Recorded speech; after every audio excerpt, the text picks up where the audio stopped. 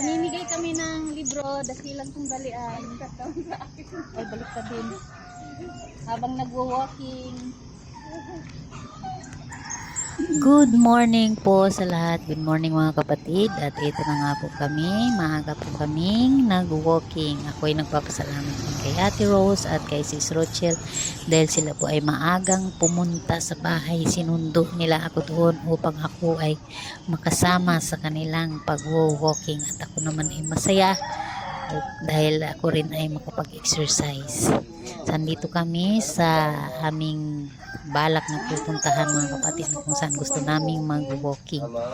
Dumating na po kami dito sa gate sa lugar kung saan gusto naming mag-walking kasi nga daw ay maganda daw doon mag-walking or mag-jogging.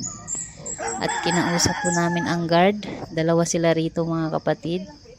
Kinausap namin na pwede ba kaming pumasok, pwede ba kaming makapasok doon, ngunit sila ay tumanggi dahil ito ay bawal pala doon pumasok.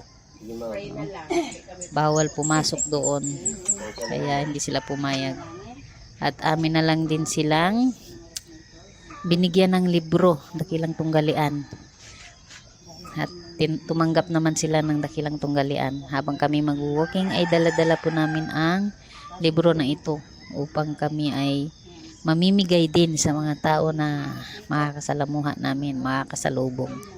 At habang binibigyan namin sila ng libro, ito ay amin din po silang kinakausap na kung pwede din ay maipag-pray namin sila ng panandali ang panalangin.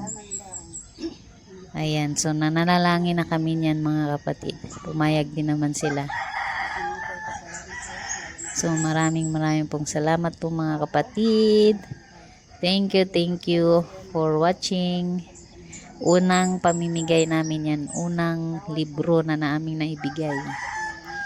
Nabawasan ng 2. Amen. Thank you po. Ayan, so